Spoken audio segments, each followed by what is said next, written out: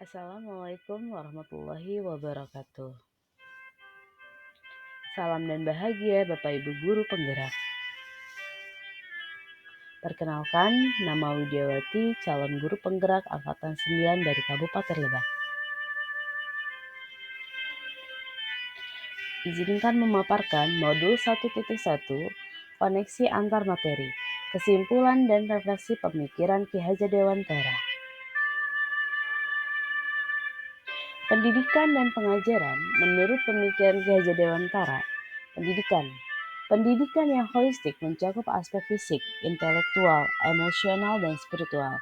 Ia percaya bahwa pendidikan bukan hanya tentang pemberian pengetahuan akademis semata, tetapi juga melibatkan pengembangan kepribadian dan karakter individu.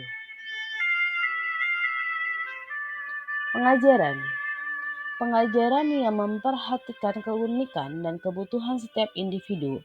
Menurutnya pendidik harus mampu mengenal peserta didiknya dengan baik dan mengajar dengan pendekatan yang sesuai, sehingga proses belajar dapat berjalan efektif dan menyenangkan. Apa yang saya percaya tentang murid dan pembelajaran di kelas sebelum saya mempelajari modul 1.1? Sebelum mempelajari modul 1.1, pembelajaran yang saya lakukan, pembelajaran berpusat pada guru.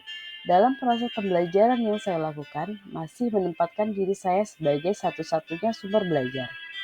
Ketercapaian pembelajaran berpusat pada nilai kognitif dan ketercapaian KKM. Saya hanya melihat nilai dari aspek kognitif saja, misalnya nilai dari tugas dan nilai dari ulangan harian. Ketuntasan dalam penyampaian materi lebih penting daripada memahami karakteristik murid. Biasanya dilihat dari aspek penilaian, yaitu penilaian secara kognitif. Jika nilai sudah memenuhi KKM, maka dinyatakan proses pembelajaran sudah berhasil. Murid hanya sebagai objek pembelajaran. Proses pembelajaran hanya berpusat pada guru tanpa melibatkan siswa dalam proses pembelajaran. Pembelajaran juga masih menggunakan metode ceramah.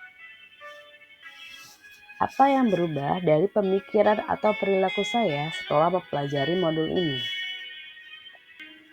Setelah mempelajari modul 1.1, saya menyadari bahwa guru bukanlah satu-satunya sumber belajar. Guru dapat berperan sebagai penghubung murid dengan sumber belajar di sekitar murid. Guru juga hanya sebagai fasilitator dan motivator di dalam kelas. Peserta didik memiliki karakteristik yang unik dengan gaya belajarnya masing-masing. Menurut Ki Hajar Dewantara, anak sudah memiliki kodratnya, yaitu sudah memiliki potensi, kekuatan atau keadaan diri secara alamiah, sudah melekat pada masing-masing peserta didik. Pembelajaran tercapai. Pembelajaran dilihat dari pemahaman anak tentang materi tersebut. Selanjutnya, pembelajaran sekarang lebih berpusat pada anak dan mengkaitkannya dengan kehidupan nyata.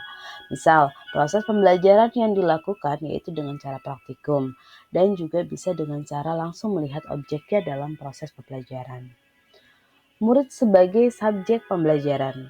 Murid memiliki kebebasan berekspresi, mengumumkakan pendapat dan berkreasi.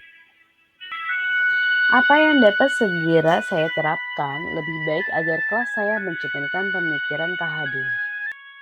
Yang dapat saya terapkan dalam pembelajaran di kelas antara lain yaitu merancang pembelajaran yang interaktif dan menyenangkan dan banyak melibatkan siswa.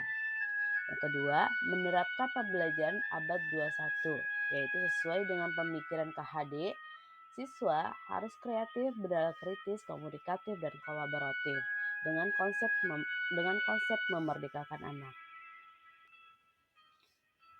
Selanjutnya, pembelajaran tidak lagi menuntut, tapi menuntun, yaitu karena tugas guru memberikan tuntunan atau arahan yang baik untuk semua peserta didik.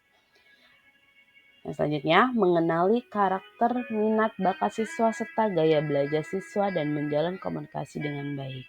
Dengan kita mengenal karakter siswa, minat bakat siswa, dan gaya belajar, kita dapat menentukan proses pembelajaran dengan sesuai minat dan bakat siswa, yaitu kita bisa juga menentukan metode atau model media apa saja yang bisa kita lakukan atau yang bisa kita gunakan dalam proses pembelajaran.